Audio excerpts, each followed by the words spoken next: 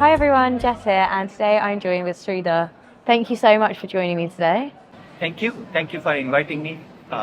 It's my pleasure to come and talk to you. Well, it's great to have you here.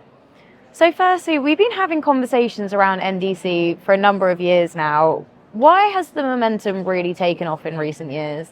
So the way I look at this is the following sense, right? NDC has been there, if I remember, from 2011. And there are several reasons why NDC has not been adopted, right? And I'll tell you something else that happened. I think I would call this as God sent something happened. And I'm going to come back to you on that. NDC, think of any legacy application, any legacy technology. There is always a pushback from people who control that technology, who control that business. So NDC faced that. So for example, NDC, there was pushback from say, legacy GDS. GDS is Global Distribution Center, right? But let's ignore all of that and think about what happened in 2020 when COVID hit. The airline industry had to change. NDC became more powerful because now, instead of data being controlled by others, airline can now control the data. So NDC has allowed airline industry to control their own destiny through their own data because the data is the most important thing for them. Make sense? Absolutely. And how are we going to see cloud-based performance and digital technology adopt and accelerate this adoption? So let's go back to the data. And I want to give you this analogy. Think about a chess game, right? You have the king. So let me ask you this question in the chess game. Which is the most important piece in the chess game? The queen. Think about it. If the queen dies, the king. The king. The king is the most important person. But who is the most powerful person in the chess game? The queen. The queen, right? Think of data being the king, most important, but it's not the most powerful until Gen AI and AI come into the mix. So think about Gen AI being the queen. What the queen can do is it will take the data, which is the king, and go back. What does the king and the queen does to the community? Your community in the airline industry is your customer.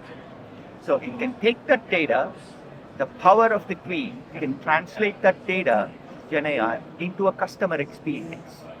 So that's what NDC, you put that with NDC, you will see that. In terms of technology adoption, where we need to go is with Gen AI, with other technologies that are coming into the mix, we need to create reality here. Think about Gen AI right now is hallucination. I'm using this term hallucination very loosely, is because people are imagining things about Gen AI. The most important thing for airlines to differentiate themselves is their data, plus the power of the queen, so they can deliver experience to their customers. That is what is happening. Absolutely. And if we unpack that analogy a little bit further, in real tangible ways, what difference are you seeing Gen AI make already? So let me give you a slightly a different way of looking at the same thing. Okay? Airlines, think about airlines, there is something called above the wings and below the wings. I'm going to tell you both of them. So let's look at above the wings. What is the most important thing for an airline is to fill that seat in the airline. If that seat is empty, they're not generating any revenue for that seat. But you want to fill that seat with a happy customer, a customer who comes back. And how you can make a happy customer? Through experience. How do I get that experience? The airline needs to harvest the data, which is the king. The data is the king. The harvesting mechanism is the queen. And to get that customer experience. So that is part one. So the revenue for the airline is that experience, happy customer, repeat customer will come. Now let's look at below the wings, right? Below the wings, what is the most important thing for below the wings? An airline cannot make money if they cannot take off, and hopefully they can land, right? So if you look at the below the wings. Let's take maintenance person. A happy maintenance guy gives you the best airline experience because the airline can take off right now. Gen AI and AI can actually help to make a customer, a happy customer, a repeat customer, and a maintenance guy, stress-free. Stress-free maintenance crew worker, the flight attendants, stress-free. Remove that stress. What does remove stress means? Is happiness. So Gen AI, think of it as a person who will give you happiness. That's what we need to go. We are not there yet. That's where the world is moving. Fantastic. Thank you for that. And we've spoken a little bit about Gen AI already, but thinking about some other examples, how will we see tech and new innovations shape the industry in the next few years? So let's look at technology in 3 steps. One is the hyperbolic aspects of the technology. So let's look at something like 5G.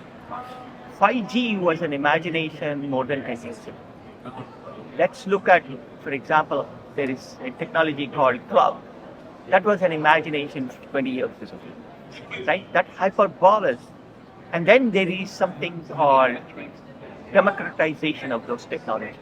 Think about iPhone. Before iPhone, probably BlackBerry was the most dominant one. Where is BlackBerry now? Kind of disappeared. Why?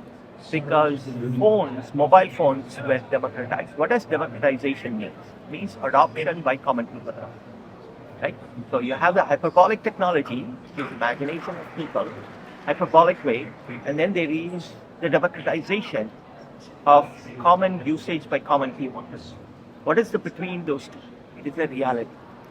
Right now, Gen AI is in that reality space, it is still in a hyperbolic, closer to hyperbolic than reality, but some point within the next 5 to 10 years become a democratization. Very similar to the technology that you see.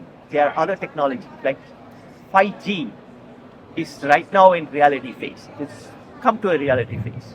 It's because, why is that important? Because I can connect any device in the world very quickly using 5G technology. It's there on your phone right now, right?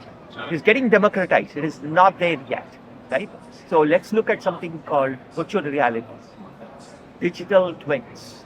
All of these technology are still, some of them are still in hyperbolic technology world. Some are coming towards reality. I mean, let us look at something like Facebook and Meta. It is still a hyperbolic because people are not using Meta and virtual reality like people are using iPhone. It's getting there. That's what technology. It goes from a hyperbolic phase into a democratization through some realities. And that's what we need to focus. How do I bridge the gap between these two? I hope I make sense. Absolutely. And it'd be really exciting to see how Gen AI and the like level out into real world applications. So thinking about the event now, how do events like Aviation Festival Americas help to catalyze innovation in the industry? So places like this, right?